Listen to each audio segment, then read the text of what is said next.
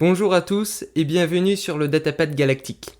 Pour la première vidéo de ma chaîne, j'ai décidé de vous parler de l'un de mes personnages favoris de l'univers Star Wars, j'ai nommé le Grand Amiral Thrawn.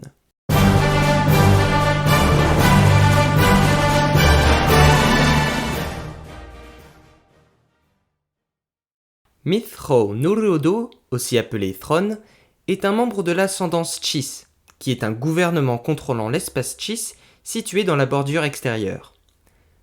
Les Chiss ne se montraient quasiment jamais aux autres peuples de la galaxie et demeuraient comme des légendes. Cependant, une menace grandit dans les régions inconnues, et c'est dans un élan de vaincre cette menace que Thrawn fut envoyé en mission pour rencontrer la République Galactique, qui pourrait être un allié de taille dans leur combat. Alors que Thrawn était proche de la planète Batuu, un vaisseau de la République sortit de l'hyperespace et demanda à Thrawn de s'identifier, ce qu'il fit immédiatement. Le pilote du vaisseau républicain se présenta en tant que Général Skywalker. Oui, Anakin Skywalker et Thrawn se sont croisés pendant la guerre des clones. Ils ont même pu enquêter ensemble sur la disparition de la sénatrice Amidala alors qu'elle se rendait sur Batuu.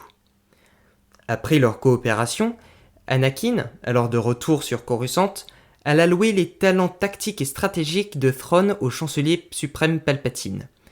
Quant à Thrawn, il retourna dans l'espace Chiss sans demander l'aide de la République, jugeant son système politique trop faible. Des années plus tard, Thrawn fut envoyé en mission en faisant croire à un exil pour allier le jeune empire galactique à l'ascendance afin de repousser la menace qui ne cessait de grandir. Le Chiss partit sur une lointaine planète tropicale de l'espace sauvage, dans les régions inconnues, et y construisit une petite hutte.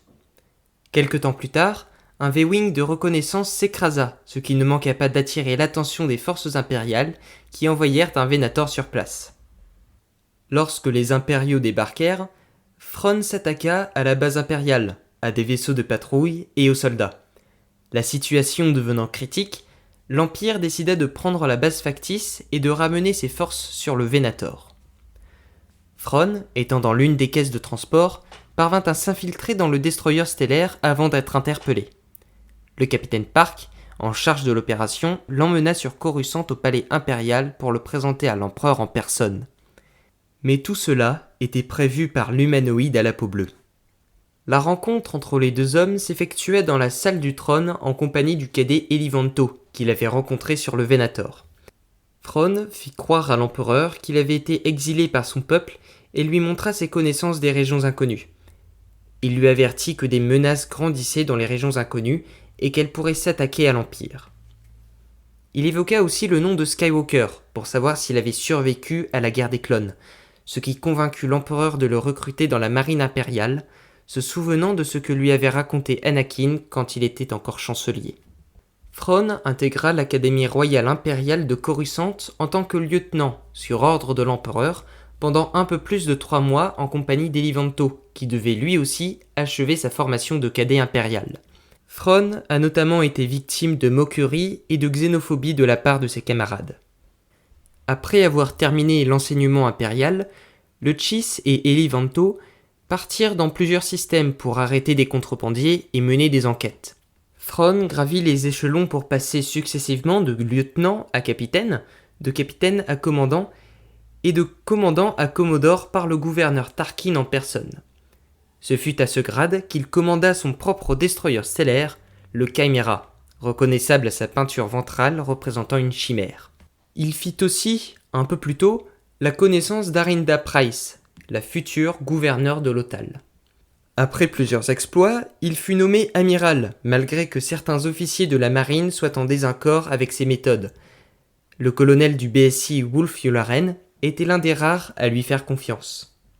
Quelque temps après, le Chiss sortit une fois de plus victorieux de la bataille de Baton, ce qui annonça un grand tournant dans sa carrière. L'amiral Thrawn fut convoqué dans la salle du trône de l'empereur pour être promu grand amiral de l'Empire des mains de Palpatine. Mais avant qu'il n'accepte l'offre de l'empereur, Thrawn lui fit part d'une interrogation, peut-être même d'une inquiétude. Qu'est-ce que l'étoile de la mort ? Thrawn avait pris connaissance de ce projet dans des dépêches de l'Empire non codées, et il faut savoir que peu de personnes connaissaient le projet, ce qui bien évidemment surprit Palpatine. mais il le rassura en lui disant que cette arme ne servirait pas à exterminer son peuple. Cependant, Thrawn lui fit remarquer que la production de cette arme pourrait nuire à la réactivité et à la flexibilité de la flotte impériale. De plus, une fois le projet terminé, l'étoile de la mort ne pourrait assurer la présence impériale que dans un seul système à la fois. L'empereur lui rétorqua que grâce à l'étoile de la mort, toute forme de rébellion sera étouffée. Le Chiss termina par se taire et accepta l'offre de Palpatine. Thrawn fut officiellement grand amiral et commandant de la 7e flotte. Voilà, c'est vraiment incroyable qu'un non-humain atteigne ce rang en si peu de temps, surtout dans un empire xénophobe. Et c'est une des raisons pour lesquelles je trouve ce personnage fascinant. D'ailleurs, n'hésitez pas à me donner votre avis sur Thrawn en commentaire. Comment est-ce que vous le trouvez ? Est-ce que vous l'appréciez ou est-ce que vous le détestez ? Peut-être même que vous aimez le détester. Mettez-moi ça en commentaire, j'attends vos réponses avec impatience. Bon, ce n'est pas sponsorisé, mais vous pouvez lire le roman Thrawn pour en apprendre un peu plus sur ce que je viens de vous raconter. Et si vous n'aimez pas trop la lecture de romans, vous pouvez vous rediriger vers son adaptation en comics. Enfin bref.